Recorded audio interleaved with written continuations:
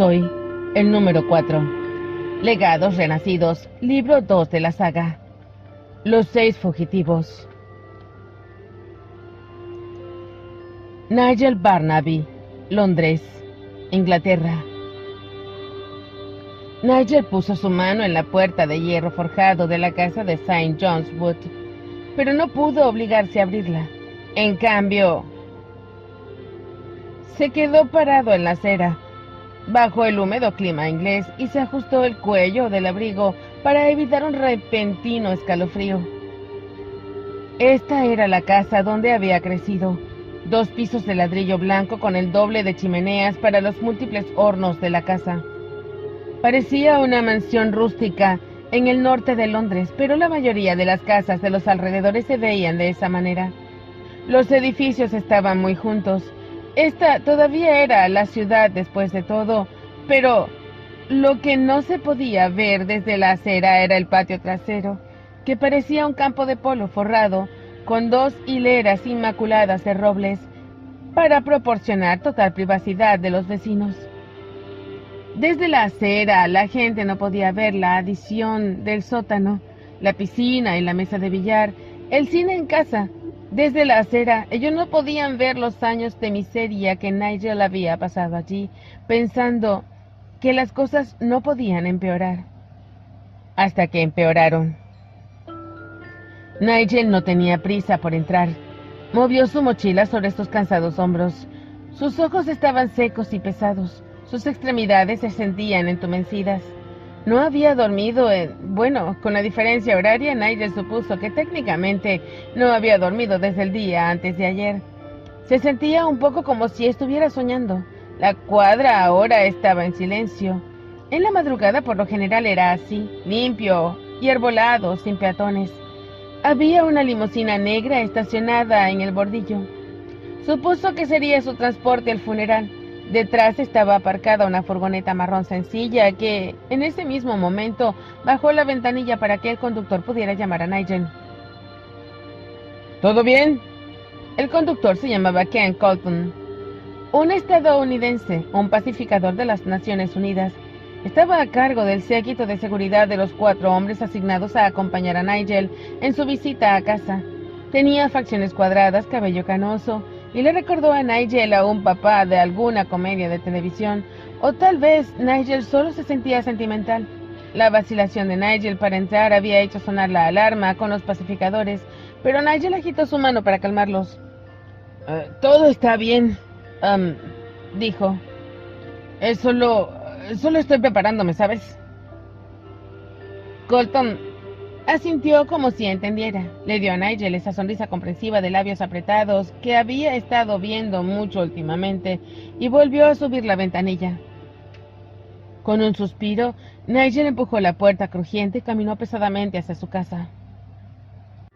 Juré que jamás volvería a ese lugar, le había dicho a Rand. Esas personas son tóxicas, todos ellos. Me gustaría olvidar que alguna vez existieron. Lo sé, respondió ella en voz baja. Así que entonces, ¿estás de acuerdo, no? Concluyó Nigel. No debería ir. Decirle a mamá que se vaya a la mierda y terminar con esto de una vez y por todas. Yo no dije eso, respondió Rand. Era temprano en la mañana del día de Año Nuevo. Los 2 estaban sentados en un banco fuera de la asociación estudiantil. El campus estaba en silencio. Todos dormían, o apenas se estaban poniendo cómodos en los dormitorios. La boca de Nigel todavía se sentía pegajosa y tenía un sabor amargo, incluso después de cepillarse los dientes 3 veces. Él había vomitado esa mañana. Nigel se dijo a sí mismo que era por la bebida, pero no había bebido tanto. Trató de ignorar el creciente nudo en su vientre.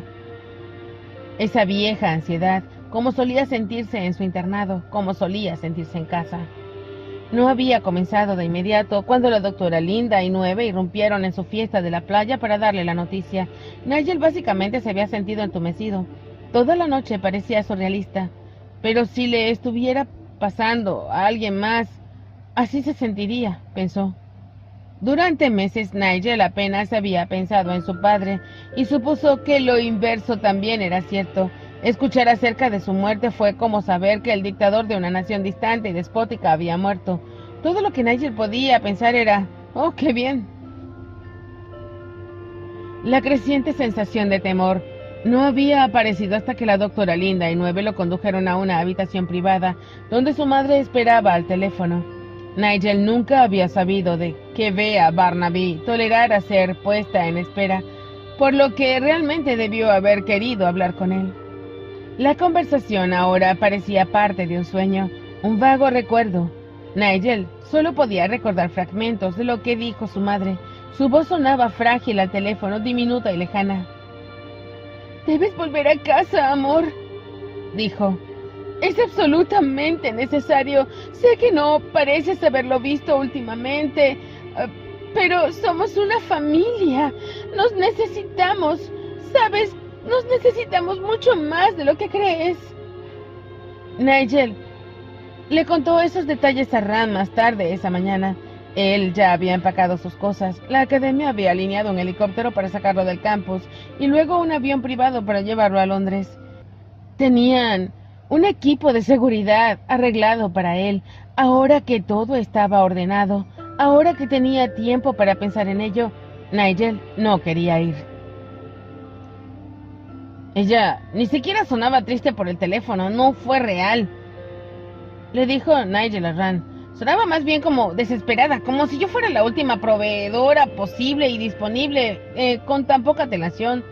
El funeral seguramente será una escena, con todos sus colegas y socios comerciales y amigos, entre comillas. No se vería bien si yo no estuviera allí, es solo eso. Nigel hizo una pausa. Rand esperó sin presionarlo. Mi padre, de hecho, me dijo una vez que solo tenía hijos para mantener las apariencias. Continuó eventualmente Nigel, como si necesitara la paternidad para tema de conversación en sus cócteles, en sus círculos, líderes de una industria y de todo eso. Él dijo que parecía extraño no tener una familia. No queremos que la gente piense que somos maricas, ¿eh? Ja, eso fue lo que él me dijo. Creo que tenía 12 años cuando lo hizo. Rand puso la mano en el antebrazo de Nigel. Lo siento, dijo ella. Lo que más me consume es que no vivió lo suficiente como para que yo le dijera que fue un papá de mierda, un idiota, un imbécil, respondió Nigel. Ahora se supone que debo ir allí y pretender que él significaba algo para mí. ¡Ja! No tienes que fingir. Nigel la miró con esa familiar sonrisa burlona tomando forma. ¿Estás diciendo que debería poner todo esto en mi elogio? No, definitivamente no estoy diciendo que debas hacer una escena, respondió Rand. Pero deberías ver esto como una oportunidad para encontrar un cierre, para presentar tus respetos o la falta de ellos. Déjales ver que te has convertido en una gran persona a pesar de ellos. Tal vez haya una posibilidad de que puedas volver a conectarte con tu madre. Si no, entonces podrías dejarlos atrás de una vez y por todas. Pero nunca lo sabrás con certeza si no vas. Nigel apoyó su hombro contra Rand. ¿Has estado acumulando eso en algún lado? Jesús. La mayoría de las veces nunca te escuché decir más que una sola palabra, cuando mucho. Debes de estar muy agotada ahora. Cállate, contestó ella. Cuando Nigel pisó por primera vez el gran vestíbulo de la mansión Barnaby, nadie reparó en la gran persona que se había convertido. De hecho, nadie lo notó en absoluto. Un bullicioso ajetreo de sirvientes se movía en la sala de estar, el comedor y la cocina. Estaban preparándose para el funeral de esa tarde. Colocaban bandejas cubiertas de comida, arreglaban lugares, quitaban algún polvo aquí y allá, lustraban de último momento. Nigel reconoció que algunos de los sirvientes, sus padres, empleaban un pequeño séquito de mayordomos, criadas y encargados de mantenimiento, y rápidamente determinó que ellos estaban a cargo de supervisar a los de ayuda temporal, los encargados del servicio de comidas, del catering, los camareros y los aparcacoches. Ninguno de ellos notó a Barnaby, parado, mudo y silencioso. Una fotografía marcada del padre de Nigel estaba sobre un caballete justo en el centro de la puerta de entrada, rodeada por los lados por montones de coronas de flores y ramos. Las flores crecían con cada segundo que pasaba mientras cada florista y su equipo añadía nuevos arreglos. Nigel miró la foto, no tan reciente de su padre, pues se veía apuesto y serio. Nigel tuvo que pensar, ¿dónde había visto esa imagen antes? Era un sitio web de la compañía de su padre, la foto que usó para publicitar servicios financieros. Nigel dio un paso cuidadoso alrededor de la multitud de personas, sintiendo como si todos estuvieran involucrados en un baile complicado que él no se atrevía a interrumpir, al menos hasta que vio a Willoughby, el sirviente con más tiempo en la familia. El hombre estaba de pie supervisando impresionantemente a un equipo de criadas mientras quitaban el polvo de los objetos de cobre en la escalera principal. Nigel tocó su manga. Willoughby se volvió con una ceja levantada. ¿Sí? ¿Has visto a mi madre, Willoughby? ¿Y ustedes? Soy yo, Nigel, heredero de toda esta inutilidad aristocrática. El hombre mayor entrecerró los ojos a Nigel por un momento, por un latido de corazón, como si no pudiera entender lo que estaba viendo. Sin embargo, tan pronto como las cosas hicieron clic, Willoughby se inclinó profundamente por la cintura y convirtió su figura en algo adecuadamente servil. Señor Barnaby, mis más sinceras disculpas. Usted ha cambiado mucho. Willoughby tomó la mano de Nigel en su mano enguantada, apretando firmemente. Debo regresar. Mis más sentidas condolencias por el fallecimiento de su padre. Él era un titán. Él era un imbécil, respondió Nigel enérgicamente. Mi madre, Willoughby, ¿dónde está ella? Me temo que la señora Barnaby ya partió hacia el cementerio, señor. Ocupada con algunos arreglos de último minuto, estoy seguro. Tu hermana está aquí, sin embargo. Creo que ella y su esposo están abajo. Después de agradecer a Willoughby, Nigel rodeó todo el movimiento y tomó el ascensor hacia el sótano. Inmediatamente el olor del agua salada golpeó su nariz, recordándole de vaga manera a California. Pero no importaba lo mucho que lo deseara, Nigel no había regresado a la academia. Eso fue simplemente el olor de la piscina subterránea. Todo el sótano fue arrojado a la luz cambiante del agua, con reflejos aguamarina y oro. Jessa, la hermana de Nigel, no lo miró cuando se abrió el ascensor. Estaba sentada con los pies metidos en la alberca, ya vestida para las festividades del día, con un lindo vestido negro, formal y apropiado. Su cabello rubio estaba recogido en una coleta simple. Jessa era 8 años mayor que Nigel. Al igual que él, Jessa había sido enviada a un internado cuando cumplió los 12 años, por lo que apenas compartieron el tiempo de esta casa juntos. Para Nigel, a menudo se sentía más como una prima amigable que como una hermana. Hola, Jessa, llamó Nigel. Su cabeza se volvió de inmediato. ¡Nigel! Ella prácticamente gritó. Saltó y corrió hacia él con los pies mojados, golpeando contra el azulejo del mármol. Jessa lo abrazó y Nigel se sintió repentinamente en casa, de una manera que él nunca hubiera creído posible. «Vas a arrugar tu vestido», dijo, despegando a su hermana. Lo siento, respondió ella. Simplemente, bueno, no estaba segura de que vinieras. Es el funeral de papá, dijo Nigel. Pensé que debería aparecer. Jessa puso los ojos en blanco. Oh, como si el viejo hiciera algo por ti. Por cualquiera de nosotros, en todo caso. Fue y murió en uno de sus viajes de negocio. ¿Mamá te lo dijo? Ella no me ha dicho mucho. Un ataque al corazón en un país del tercer mundo mientras estaba haciendo Dios sabe qué. Prostitutas y cocaína seguramente. Nigel miró a su hermana. Había pasado más de un año desde que la había visto, e incluso entonces, su última visita no había sido durante un tiempo considerable, solo la habitual Navidad fría en la mansión Barnaby. Por primera vez se dio cuenta de que Jessa tenía 8 años más de experiencia tratando con sus padres que él. No es de extrañar que se hubiera casado joven y se haya mudado lejos de Londres. «Diablos, Jessa», respondió Barnaby con una risa sorprendida. No me había dado cuenta que Te echaba tanto de menos. Jessa le pellizcó la mejilla.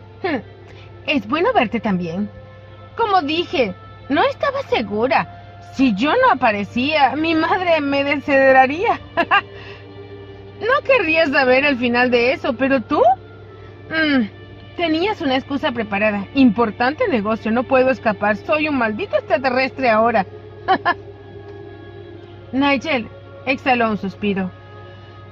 No soy un extraterrestre, Jessa. ¿Sabes lo que quiero decir? Dio un paso atrás. Continúa entonces. No me dejes en suspenso, déjame ver algo de lo que haces. Nigel tardó un momento en darse cuenta de lo que Jessa quería. Luego casualmente extendió su mano con su telequinesis activada y levitó un jarrón cercano lleno de una arena multicolor. Jessa aplaudió, luego agitó sus manos arriba y abajo del jarrón como si verificara si había alguna cuerda. ¡Oh! ¡Maravilloso! ¡Simplemente maravilloso!, dijo ella. ¿Owen? ¿Viste eso? Naya se volvió para ver a Owen, su cuñado, emergiendo del salón cercano, donde un partido de fútbol silenciado se reproducía en la televisión de la pantalla ancha. Nigel solo había visto a Owen un puñado de veces. Nunca había dejado de recordarle a Nigel a una versión crecida de un chico de Pepper Pond. Nigel intentó no sostener eso en su contra. Owen era genéricamente guapo, bien afeitado, un cabello castaño inmaculadamente peinado, su traje negro delgado y perfectamente adaptado al marco de su cuerpo del jugador de rugby. Estaba en la experiencia de Nigel permanentemente conectado a su teléfono, siempre revisando los precios de las acciones. Incluso ahora tuvo que deslizar el dispositivo en el bolsillo de su chaqueta antes de poder darle un firme apretón de manos a Nigel. «Encantado de verte de nuevo, Nigel», dijo Owen. Echó un vistazo al jarrón que flotaba aún. «Es como en la tele, ¿eh?» «¿Verdad que sí?», estuvo de acuerdo Jessa. Ella puso sus manos en sus caderas. «Entonces, muchachos, ¿qué deberíamos hacer ahora?» Nigel sonrió. Él podía decir que su hermana estaba bromeando, pero Owen parecía desconcertado. Tenemos que irnos, amor», dijo. «Ya sabes, ¿el funeral?» «Ah, sí, claro». Jessa se tocó la frente. «Eso». Owen miró a Nigel y luego a Jessa. «Se supone que él se debería cambiar, ¿no?» «¿Cambiar?», preguntó Nigel. «Yo creo que te ves genial, hermano», dijo Jessa sacudiendo uno de los hilos deshilachados de su sudadera con capucha. «Como una estrella de rock conquistadora que regresa a casa después de un año de fiesta, pero con superpoderes». «Eso es lo que estaba buscando», dijo Barnaby. «Pero nuestra querida madre me dio instrucciones estrictas para vestirte con el traje que dejó en tu habitación. Mejor cámbiate o de lo contrario ella nos va a cavar una tumba extra». Nigel no vio a su madre hasta que estuvo en el cementerio. Ella sobresalía incluso a cierta distancia, mientras Nigel se abría paso a lo largo del camino entre los mausoleos, flanqueados por Jessa y Owen. Ella estaba sentada en la primera fila, justo al lado del pozo vacío donde bajarían el ataúd con detalles de oro de su padre. Estaba lloviznando, así que tal vez la madre de Nigel solo había agarrado la prenda más cercana, pero Nigel se imaginó que el impermeable blanco brillante que estaba llevando su madre sobre su vestido negro de luto era una especie de declaración. «Hijo mío, qué lindo te ves», dijo Bea Barnaby, mientras Nigel se sentaba a su lado. La incómoda silla de madera estaba seca gracias a la fila de admiradores que empuñaban paraguas situados detrás de la familia. «Gracias», respondió Nigel, incluso mientras tiraba incómodo del cuello de su camisa. Vestía el sencillo traje negro, la camisa de vestir blanca, la corbata que su madre le había dejado.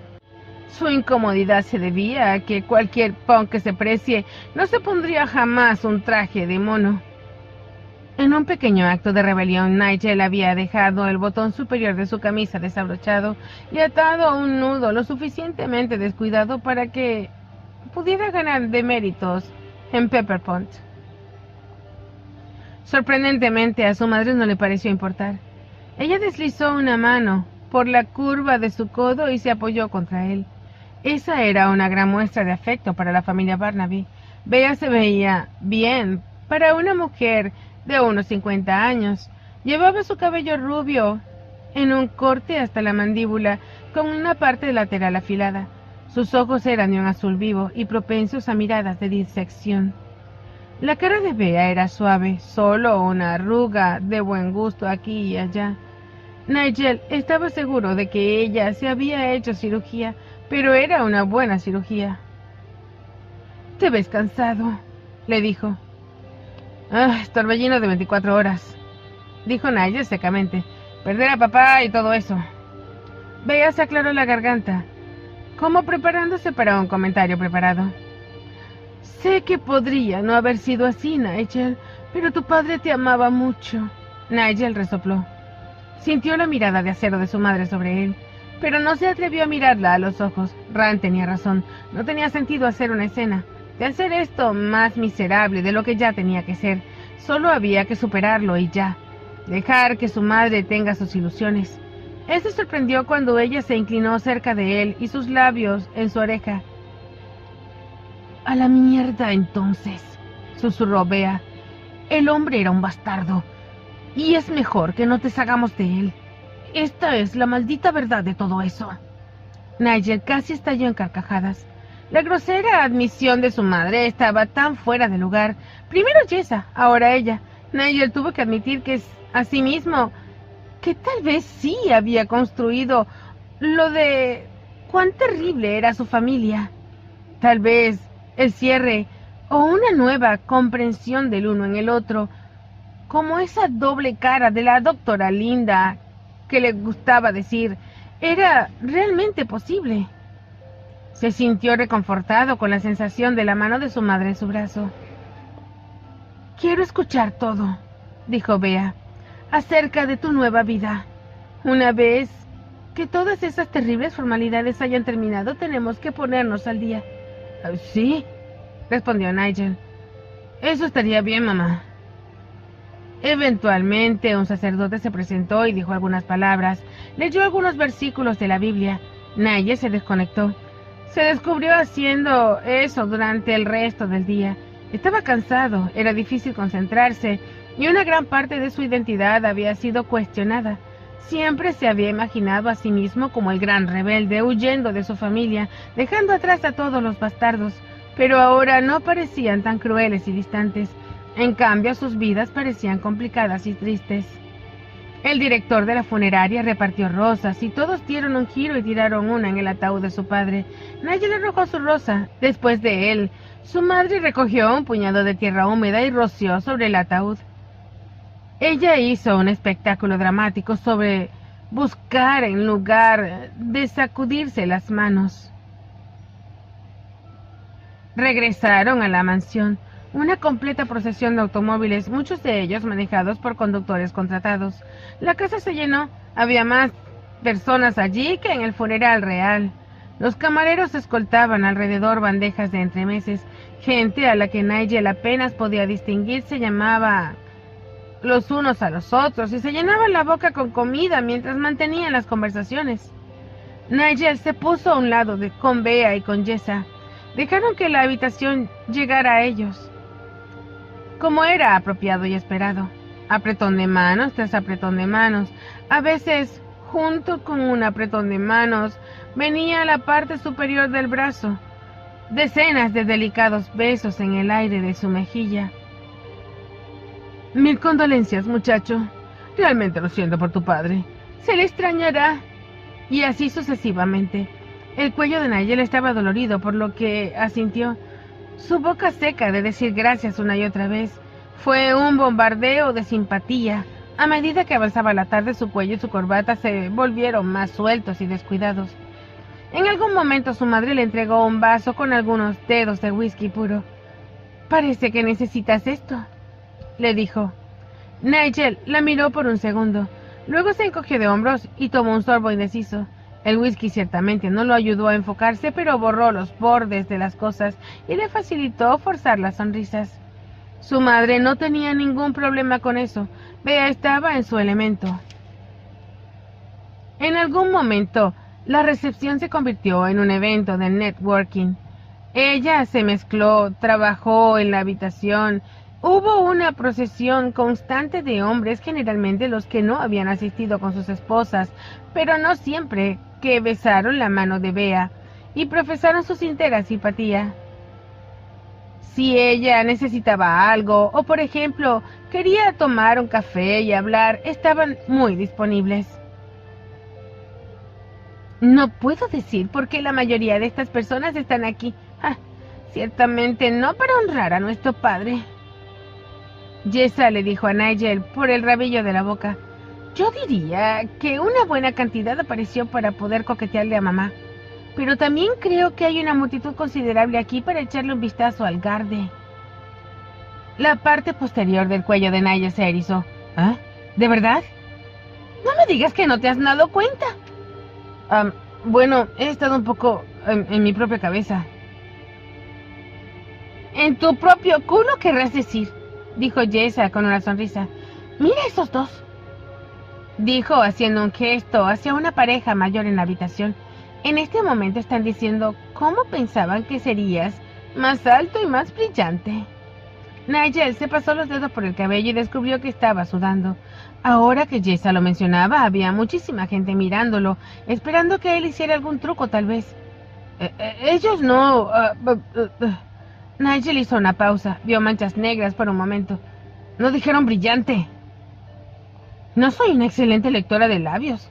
Tal vez ese era mi legado, respondió Jessa, y luego entrecerró los ojos hacia él. Nigel, ¿estás bien? Nigel se estabilizó en una mesa auxiliar cercana. Todo lo golpeó como una tonelada de ladrillos. El viaje sin dormir a Londres, el jet lag, el whisky. Creo que podría necesitar acostarme un rato, murmuró. Su madre estaba a su lado. Sus frías manos presionaron contra sus mejillas y su frente. ¿Cuándo había aparecido? Nigel ni siquiera se había dado cuenta. Sube y descansa, amor, dijo suavemente. No te perderás de nada aquí abajo. Nigel asintió e hizo lo que le dijeron. Mientras salía de la sala de estar, tuvo la rara sensación de que todos allí se habían girado a verlo partir. Cuando se despertó era de noche y la casa estaba en silencio. Nigel se sentó en la cama, su cama, de colchón firme, con el marco de madera con el que siempre se golpeaba las desgarbadas rodillas. Empapado en sudor y con un fuerte dolor de cabeza, sintió que podría haberle estado dando algo. Alguien había puesto un vaso de agua helada al lado de su cama. Bebió con avidez. A pesar de que esta era su habitación de la infancia, nunca se había sentido realmente como su espacio. Las paredes estaban cubiertas de estantes llenos de viejas ediciones de clásicos que nunca había leído. Había un globo terráqueo en una de la esquina del cuarto y un tren antiguo en la otra. El papel tapiz era una impresión de un bosque nevado, todos con búhos de ojos grandes y zorros revoloteadores alrededor de los árboles. No había discos, no había carteles de bandas punk, ni siquiera un símbolo de anarquía. Este lugar no era suyo, no era... Un momento, ¿qué era ese olor? Nigel olfateó el aire. Podría jurar que olía a gasolina. Levantó los pies de la cama, cruzó la habitación con las piernas temblorosas y asomó la cabeza afuera. El pasillo estaba oscuro, pero el olor a gasolina era más fuerte. ¡Mamá! ¡Jessa!, llamó. Las tablas del suelo crujieron. Parecía que algo estaba siendo arrastrado. El ruido vino de abajo. Había luces encendidas allá abajo. Un tenue resplandor en la escalera cercana. ¡Hey!, dijo Nigel frotándose los ojos. ¿Me perdí la pira funeraria? No hubo respuesta. Algo no estaba bien. Nigel ahora lamentaba haber gritado, como un idiota en una película de terror. Se agachó en una posición de combate que Ran aprobaría, listo para saltar si surgía una amenaza en las sombras. Él se arrastró hasta la parte superior de las escaleras. ¿Había alguien tirando en el piso allí abajo gasolina? Era ese Ken Colton, su escolta de la Garde Terrestre. Los ojos del hombre estaban abiertos, mirando directamente hacia el techo, abiertos y sin parpadear, ojos muertos. La puerta de entrada estaba abierta. El retrato de su padre fue dejado de lado. 2 hombres con armadura negra pasaron, llevando el cuerpo de otra pacificadora. Nigel no recordaba su nombre. Sus trajes eran familiares, eran iguales a los trajes de los hombres con los que Nigel había peleado en Islandia, mercenarios Blackstone. Los hombres con armaduras arrojaron el cuerpo de la mujer al lado de Colton y volvieron a salir. Uno de ellos estaba silbando. Un tercer mercenario apareció en una esquina llevando un bote rojo de gasolina. Arrojó un poco sobre el cuerpo de la pacificadora. Luego siguió adelante, salpicando gasolina por las cortinas y la imagen del señor Barnaby. Nigel podía ver la gasolina ahora brillando y acumulándose sobre todo el piso de madera. ¿Nigel? Era su madre. Ella estaba de pie en la puerta de su dormitorio con la cabeza inclinada. Nigel le indicó que se callara, que se quedara atrás, pero de todos modos se acercó a él. Nigel dio un paso en su dirección, tratando de interceptarla antes de que el mercenario la notara. «Vuelve, mamá. Hay hombres malos aquí abajo», dijo Nigel, utilizando su legado para dirigir su voz, para que solo ella pudiera escuchar. «No se suponía que debías despertar tan pronto, amor. ¿Eh?» Antes de que Nigel supiera lo que estaba pasando, su madre le había clavado una jeringa en un lado del cuello.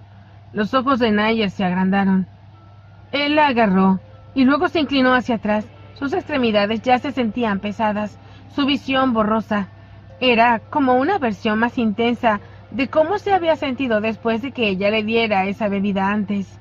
Miró a los ojos de su madre y la verdad lo golpeó, atravesándole la borrosidad que lo estaba alcanzando.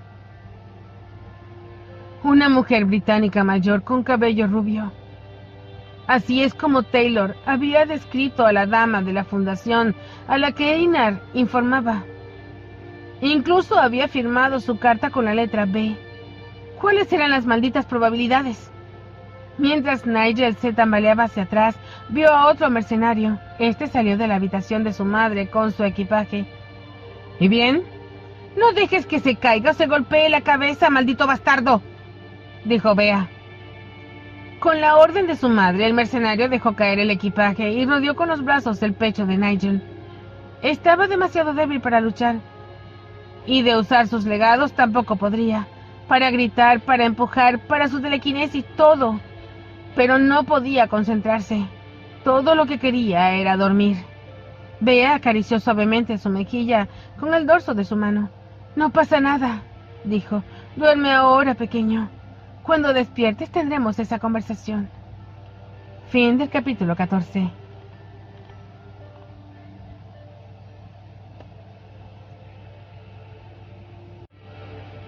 Capítulo 15. Copano Keke, Ranta Queda, Academia de la Guardia Humana, Point Reyes, California. Copano odiaba correr. Eso no quería decir que no le gustara hacer ejercicio. Disfrutaba entrenar, amaba los juegos y la competencia. Pero correr simplemente por correr, ¿cuál era el sentido de eso? Respiraba con dificultad. Copano pasó junto a un marcador de 4 millas en el camino de tierra que serpenteaba por los terrenos de la academia. Solo 1 milla más que soportar de este aburrimiento. Aún estaba decepcionado de que no todo el entrenamiento de la academia fueran geniales ejercicios relacionados con los legados. De hecho, las cosas buenas solo sucedían bajo la tutela de 9, mientras que la gran mayoría de sus ejercicios eran supervisados por otros miembros de la facultad, entrenadores de resistencia, sargentos de campamentos de entrenamiento, entrenadores personales de renombre mundial. Los sádicos, todos ellos, comparten el objetivo de convertir a los jóvenes Garde en perfectos ejemplares atléticos. Se suponía que Copano no usaría sus legados en esta carrera de 5 millas, pero si hiciera su cuerpo un poco más ligero a medida que sus pantorrillas se cansaran, ¿quién notaría la diferencia? Algunos pasos sonaron detrás de él. Copano miró por encima del hombro y vio al enorme Nick Lambert detrás de él. El chico belga era más ancho, más alto que Copano, más poderoso, gracias a su legado de fuerza mejorada, y claramente el mejor corredor. Había empezado 10 minutos completos después que Copano. ¡Vamos, Copano! ¡Tú puedes!, gritó Nick, de una manera que probablemente debía ser alentadora. Copano frunció el ceño, pero estaba demasiado agitado para formular una respuesta, y a pesar de todo, Nick ya estaba a su lado. No podía esperar para volver a los dormitorios a compadecerse con Nigel, que también odiaba estas carreras sin sentido. La idea de desahogarse con su amigo hizo que Copano se acelerara. Excepto que, Copano se dio cuenta, no había nadie en su suite con quien quejarse. Su ritmo regresó a su norma obstinada a medida que se aceleraba la decepción. Caleb había sido transferido a la Garde Terrestre y Nigel estaría en su casa de luto por su padre por al menos unos días más. A Copano se le había ocurrido 3 días atrás, durante la primera noche que tuvo en la habitación solo para él, que nunca antes había estado realmente solo. Al principio la soledad le había parecido una novedad genial a Copano. Cuando estaba en Lagos, había compartido habitación con sus hermanos pequeños. El espacio personal era un concepto extraño para él. Por supuesto, había momentos en los que podía escabullirse y estar solo, pero incluso entonces siempre había un bullicio tranquilizador de actividad cerca. Las voces de sus padres o vecinos podían escucharse a través de las delgadas paredes de su departamento. A pesar de que tenía su propia habitación en la academia, todavía era más o menos lo mismo. O Nigel o Caleb, a veces muchos Calebs, estaban en la sala común, y si no, todavía podía sentirlos moviéndose en sus propios cuartos. La primera noche, Copano se emocionó al sentarse en la sala común, vistiendo nada más que sus calzoncillos, cantando en voz alta lo que fuera que le venía de la radio, pero rápidamente eso se volvió aburrido, y la tranquilidad de su habitación comenzó a ser antinatural. Pasó la mayor parte de esa noche en la suite de Taylor, quedándose allí lo suficientemente tarde para que Taylor apenas pudiera mantener los ojos abiertos. Solo se fue cuando Isabella comenzó a burlarse de él por estar demasiado asustado como para quedarse solo en su habitación. Este no era el momento fácil para Copano sin sus amigos. La cobertura sobre él y Ran seguía siendo transmitida las 24 horas en todas las cadenas de las noticias por cable. Aparentemente no había nada que les gustara a los periodistas más que especular sobre lo que podía pasar después. ¿Enviarían a los Garde a la cárcel por asalto? ¿Serían deportados a sus países de origen? ¿Habría otro ataque? Las preguntas hipotéticas fueron respondidas por expertos cuyos campos iban desde el derecho internacional a la psicología infantil, y todas sus opiniones fueron de alguna manera consideradas como noticias de última hora. Más adelante en la pista, Copano vio a Ran. Hizo una mueca. Ella no era parte de su seminario de entrenamiento de resistencia, lo que significaba que ella estaba allí solo por el gusto de hacerlo. Aminoró el paso para no alcanzarla. Luego se salió de la pista por completo y se dirigió a los dormitorios. Si su instructor lo notara, Copano simplemente mentiría y diría que había sufrido un calambre.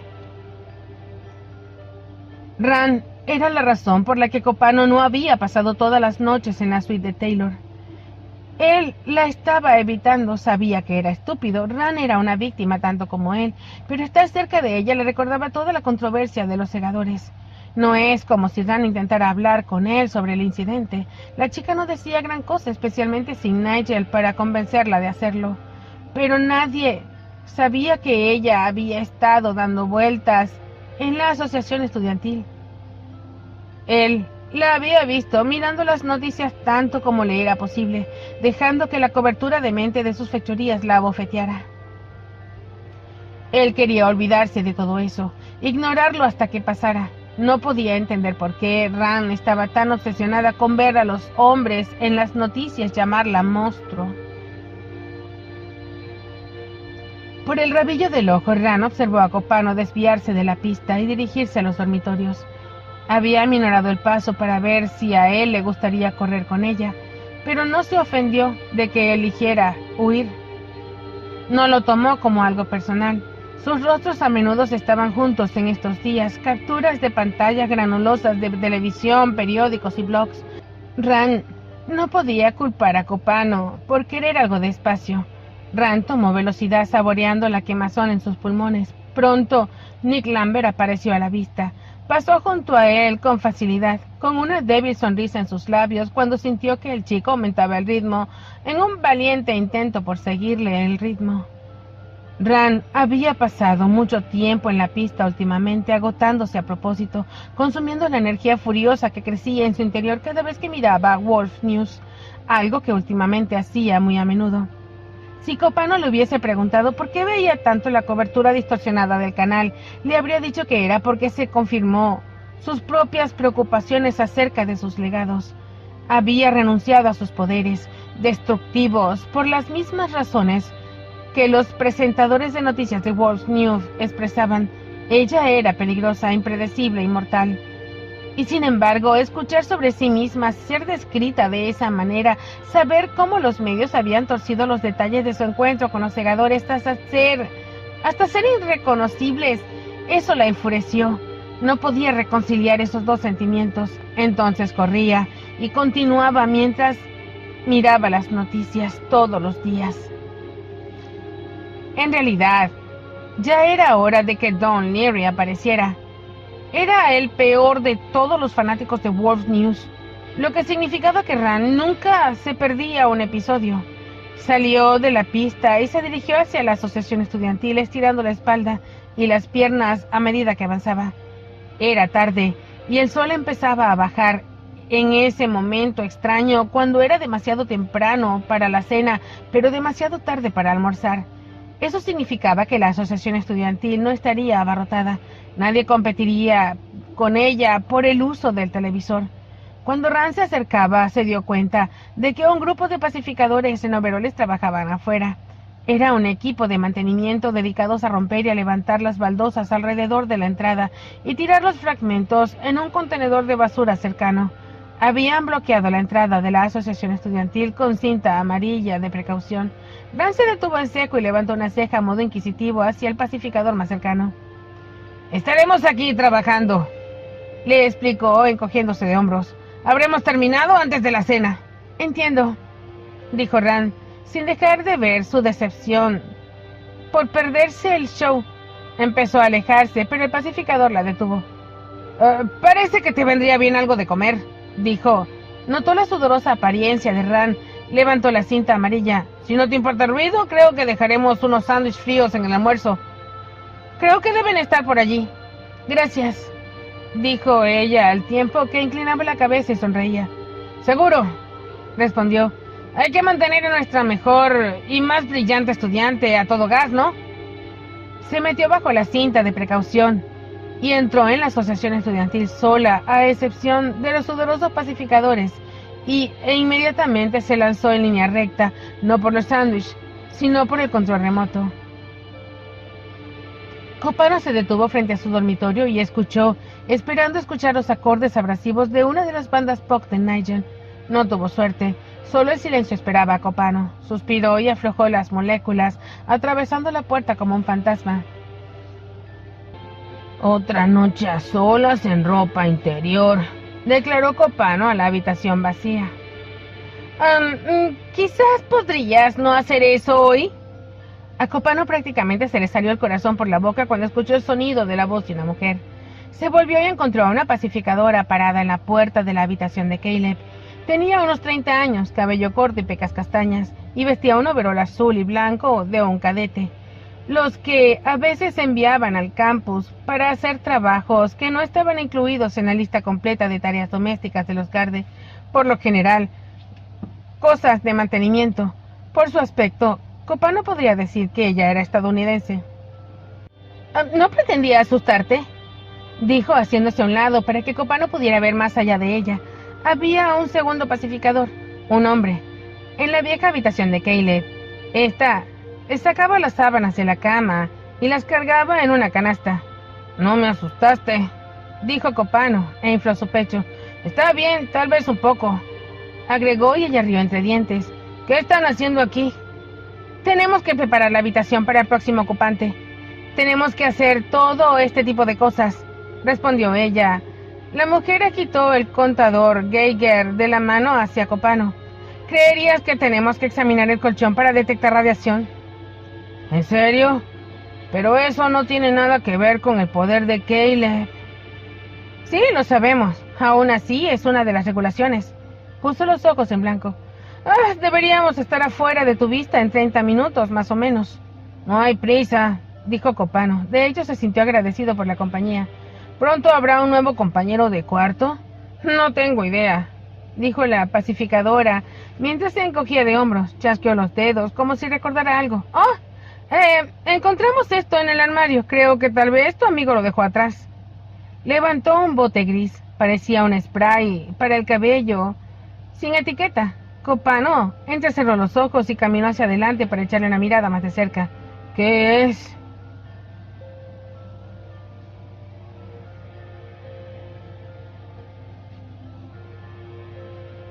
Han pasado 5 días desde que aquí en Wolf News dimos a conocer por primera vez la noticia de los Cardes comportándose como rebeldes por toda California, proclamó Don Leary, el matón de cara roja cuya manera brusca de hablar de alguna forma ya le era muy común a Ran.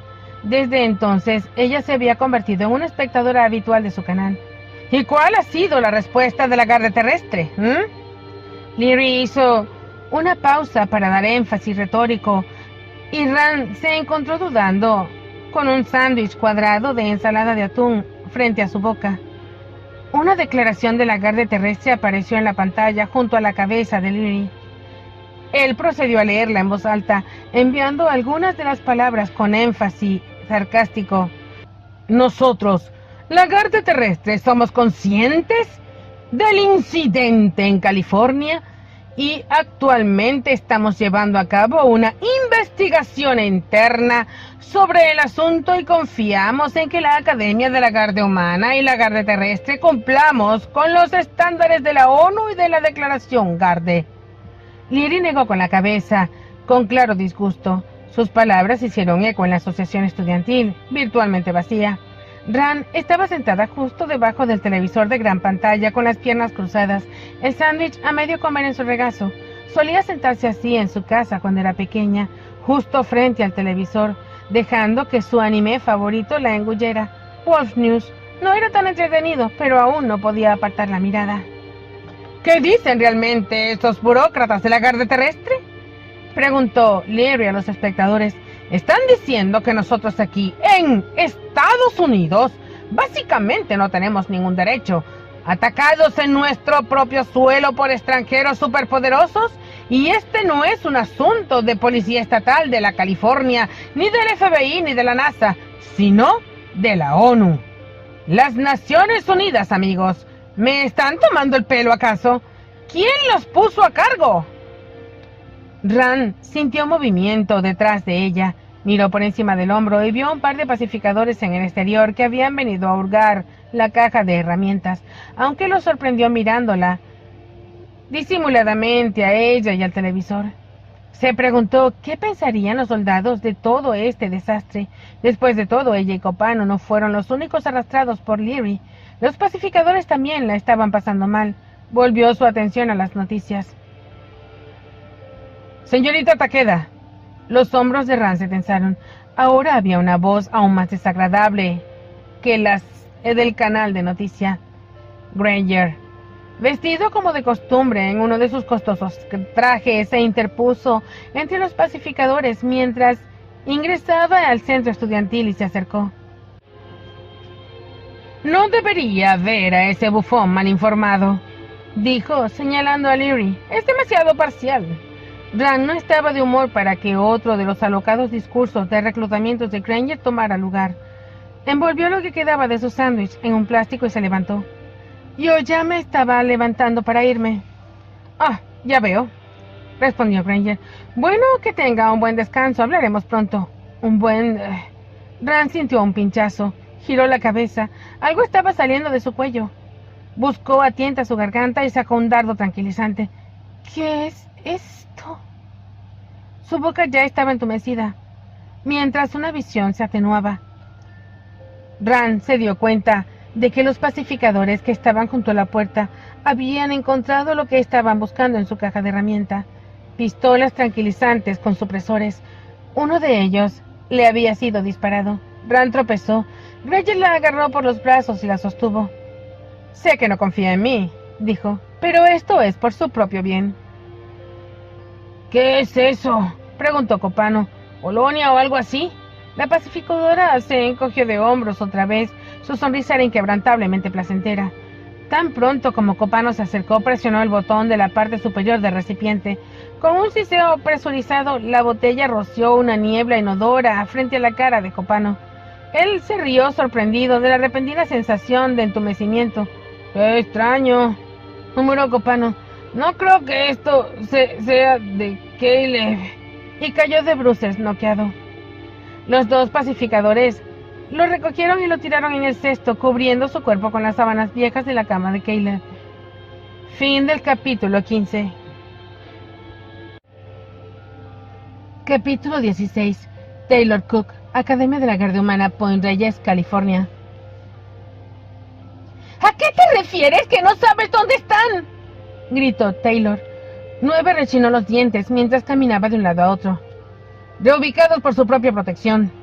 Eso es todo lo que la Guardia Terrestre me dijo, después de que se los llevaron. Presionó sus dedos en la palma metálica. Granger ni siquiera tuvo las pelotas de decírmelo en persona. Sus palabras resonaron en las paredes del área de servicio debajo del centro de entrenamiento. Su guarida oculta parecía mucho más grande ahora que 2/3 de esos 6 fugitivos habían desaparecido. Taylor estaba de pie junto a la pizarra, cubierta de informes sobre la fundación. Toda esa indagación pareció inútil ahora, y la habitación, que alguna vez fue el lugar seguro para Taylor y sus amigos, se sentía fría y vacía. ¡Se los llevaron!, dijo Taylor, todavía incrédula. ¡Los secuestraron tal y como lo hubiese hecho la fundación! No sé si esa es una comparación justa, dijo Malcolm. Estaba parado en medio de la habitación entre 9 y Taylor, con las manos abiertas y siempre listo para calmar a alguien. En realidad no conocemos la historia completa aquí. Es posible que la Guardia Terrestre se haya enterado de alguna amenaza y los haya puesto bajo custodia por su propia protección. Pensaba que la Academia y la Guardia Terrestre eran la misma cosa, dijo Isabela. Estaba sentada en la mesa, luciendo más fresca y serena que los demás. Sus uñas chocaban repentinamente contra la superficie laminada, la única señal de que estaba sintiendo ansiedad por lo que estaba sucediendo. Taylor envidiaba a su amiga por tener tanto control. Nuestra responsabilidad aquí es entrenar y cuidar a los jóvenes Guardia, respondió Malcolm. Una vez que sean promovidos a la Guardia Terrestre, la ONU se encargará de ellos hasta que finalice su periodo de servicio de 5 años. En última instancia, ellos tienen la última palabra, especialmente teniendo en cuenta que este incidente con los segadores sucedió fuera de la academia. Un escalofrío recorrió la espina dorsal de Taylor. ¿No era eso exactamente lo que Einar le había descrito a ella en Islandia? ¿Que la Guardia Terrestre era simplemente una versión más grande y pública de la Fundación? Se mordió el interior de su mejilla. ¡Oh, mierda, Malcolm!, bufó 9. Si hubiera alguna amenaza por ese tonto escándalo, no hay ningún lugar más seguro que aquí. No estoy en desacuerdo contigo. Solo estoy explicando la forma en la que las leyes... ¿Por qué crees eso? Taylor lo interrumpió mirando a 9. ¿Qué? ¿Por qué crees que estarían más seguros aquí?, preguntó. No pudiste mantenerlos a salvo de esta gente de la Guardia Terrestre. No pudiste mantenernos a salvo de esos segadores y la Fundación, en primer lugar. ¿Cómo los mantendrías a salvo de lo que sea que venga después? 9 dejó de caminar y la miró. ¿Estás haciendo tu pequeña rutina de chica mala en este momento? Porque yo no entro en eso, ¿eh? Y culparme a mí porque ustedes, chicos, salieran por allí y se pararan en la mierda. Quiero decir, eso está bien, ¿no? No te estoy culpando por eso, respondió Taylor. Te culpo por ser una mierda en tu trabajo. 9 miró a Taylor a los ojos durante un tenso par de segundos. Nadie más en la sala dijo una sola palabra. Luego se volvió deliberadamente y miró a Alexa, sus dedos rebotando sin problemas a través de los 2 teclados. Sus ojos estaban ligeramente enrojecidos por una reciente falta de parpadeo. Dime, ¿tienes algo?, dijo 9. Cuando pirateamos a la cuenta de Granger, dejé abierta una puerta trasera a la red de la Guardia Terrestre, respondió ella. Si hay algo aquí sobre dónde llevaron a Ran y a Copano, lo encontraré. Malcolm se aclaró la garganta, mirando incómodo sobre la parte superior de sus gafas. Tengo que preguntar, ¿con qué fin? ¿Qué quieres decir? 9 respondió. Para que podamos atraparlos, obviamente. ¿Atraparlos? Repitió Malcolm. Miró su mano. Luego la puso sobre el hombro de 9 y prosiguió. Estás pensando como en los viejos tiempos, 9. Estos no son mogadorianos que han capturado a los estudiantes. Sus vidas no están en peligro. Tú no lo sabes, intervino Taylor. Y de todos modos, incluso si están a salvo con la Garde Terrestre, ellos aún no deberían estar bajo arresto o detenidos o lo que sea. Todo el escándalo es una mierda. Teníamos todo el derecho de defendernos contra esos segadores. Malcolm se volvió hacia ella. La Garde Terrestre son nuestros aliados. Las personas que hemos entrenado y formado trabajan para ellos. Son buenas personas. Si ellos piensan que esto es lo mejor... ¿Entonces por qué están actuando como serpientes?, preguntó Isabela, su voz más tranquila que la de Taylor, pero menos aguda. ¿Por qué hicieron esto a sus espaldas? No estoy de acuerdo con sus métodos y desearía que estuviéramos más informados, reconoció Malcolm, pero imagino que Granger lo sabía, que si él estaba al frente sobre la decisión de la Garde Terrestre, él se encontraría, resistencia. Yo habría intentado detenerlos, obviamente, se quejó 9. ¿Y qué tipo de daños habría causado eso? Preguntó Malcolm. No, creo que nuestra investigación aquí nos ha vuelto un poco paranoicos. Podemos confiar en la Garde Terrestre, realmente lo creo. Las únicas personas en las que confío están en esta habitación, dijo Taylor, o en algún lugar donde no deberían estar. Antes de que Malcolm pudiera responder, Lexa hizo un ruido, contuvo el aliento en la garganta y sus ojos se ampliaron. Cualquier información que haya pirateado no eran buenas noticias. 9 llegó inmediatamente a su lado leyendo sobre su hombro y su boca moviéndose mientras avanzaba. Será mejor que veas esto, le dijo a Malcolm. Taylor e Isabela intercambiaron las miradas, mientras los administradores estaban acurrucados en un lado de la mesa. Taylor e Isabela se mantenían a oscuras como de costumbre. Los secretos no hacen amigos, dijo Isabela, con un molesto movimiento de su cabello. Malcolm se había puesto un poco más pálido por lo que sea que había leído. No creo que es mejor que levantemos la sesión por ahora para poder discutir algunos asuntos administrativos. ¡Oh, al diablo con eso!, respondió Taylor. Con su telequinesis, Taylor agarró la computadora portátil de Lexa y la dejó fuera del alcance antes de que la loriense pudiera atraparla. 9 dio un paso atrás. La computadora casi golpeó su barbilla, pero no hizo ningún esfuerzo por detener a Taylor. ¡Oye!, gritó Lexa mientras se levantaba de su mesa. ¡Eso no está bien! Déjala que los vean. 9 sombríamente dijo.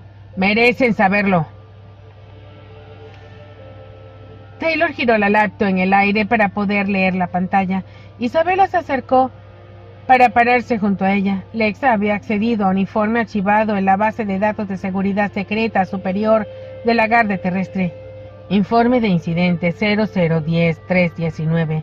Desarrollando. La central de la Garde Terrestre se puso en contacto con los agentes de la SIS en Londres para responder a un incendio en el barrio St. John's Wood, donde se desplegó un destacamento del personal pacificadores. Un hogar registrado de Reginald Barnaby, el padre fallecido del activo SATA 003NB y de la Garde Terrestre, fue quemado por completo. La investigación preliminar de las autoridades locales indican que fue un incendio provocado. Cuerpos recuperados del destacamento de pacificadores en la escena. Todos murieron en la acción. Las autopsias sugieren que las muertes ocurrieron antes del incendio, implicación de un gobierno extranjero y o una organización terrorista sospechosa, investigación en proceso. Se desconoce el paradero del activo 003NB Nigel Barnaby y de su madre.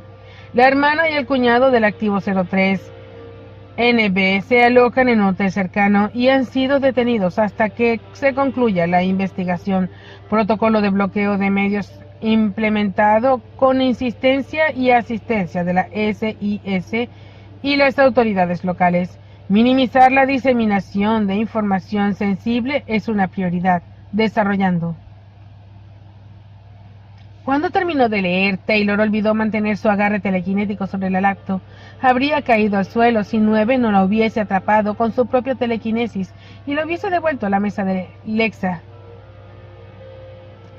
Ellos mataron a Nigel, dijo Taylor tapándose la boca con la mano.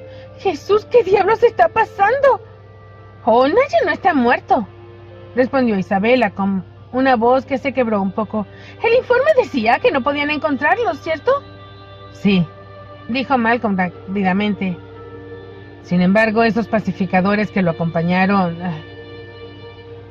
Nos están ocultando estas cosas, dijo 9 y reanudó su andar. Alguien incendió la casa de Nigel hace 3 días y se lo llevó, y nadie nos los había dicho. La gente de Granger vino aquí y tomó a 2 de mis alumnos. Y no te olvides de Caleb, dijo Isabela. ¿Crees que es una coincidencia? ¿Que sería transferido en este momento? No nos pongamos paranoicos, dijo Malcolm. Necesitamos mantener frías nuestras cabezas. Oye, mantén tú fría tu cabeza, viejo, espetó a Isabela. Tú no eres el que está en peligro.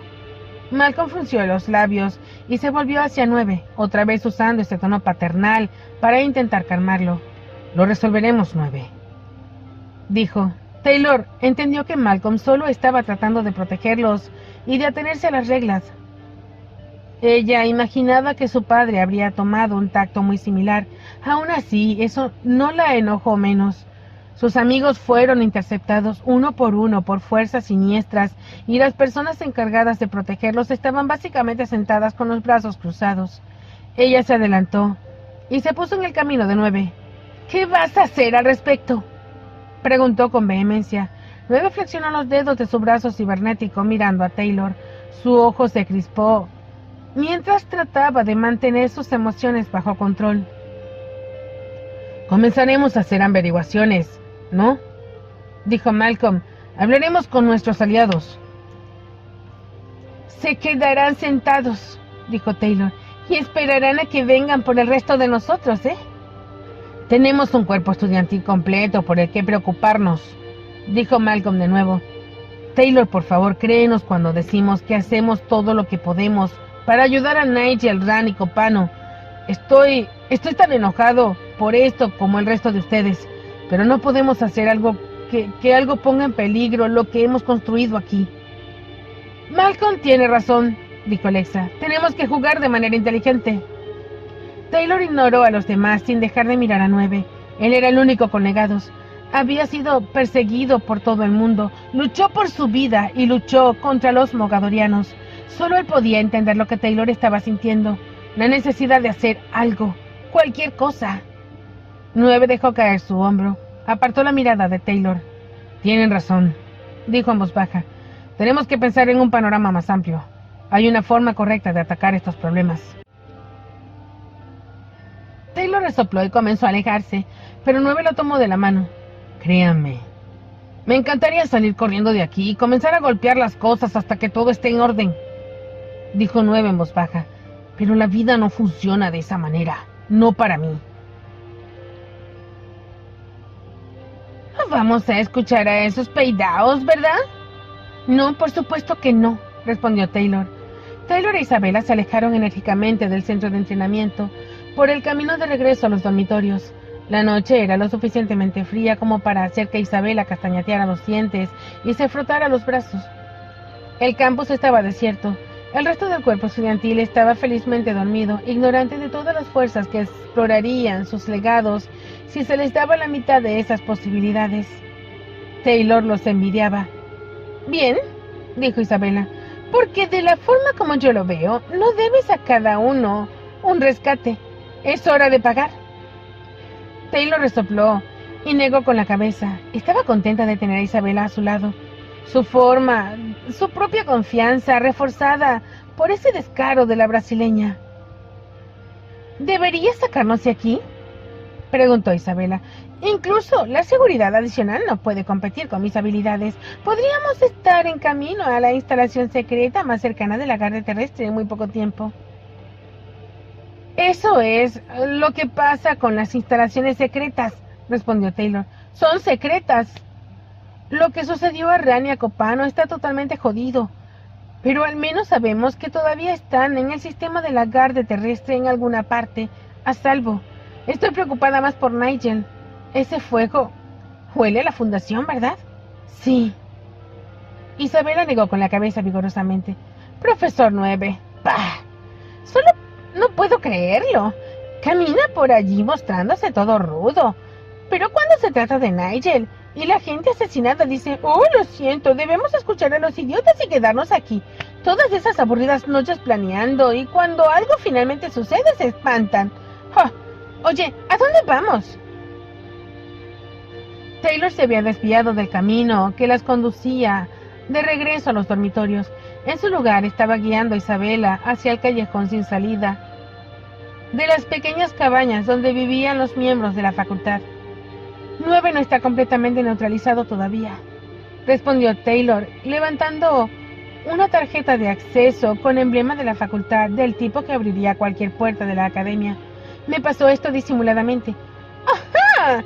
¡Buen chico! Como yo lo veo, solo tenemos una pista que nos guía a la fundación. Sé que hemos pasado los últimos meses tratando de prepararla, pero, bueno, para que me recluten. Pero la situación ha cambiado. ¿La doctora Linda?, dijo Isabela en voz baja, con una sonrisa depredadora, y extendió toda esa sonrisa por su rostro. ¿Quieres confrontarla?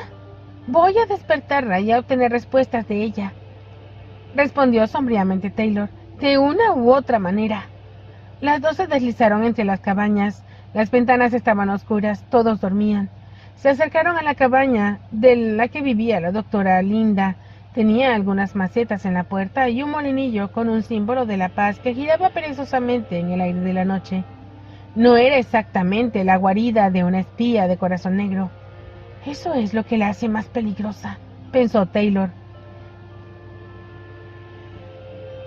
Estás pensando en sacarle las respuestas, ¿no?, susurró Isabela, leyéndole la mente. ¿Tortura, tal vez? Taylor frunció el ceño. Si eso es lo que tengo que hacer, lo haré. Respondió Isabela, sonriendo con satisfacción. Creo que conozco una mejor manera. Fin del capítulo 16.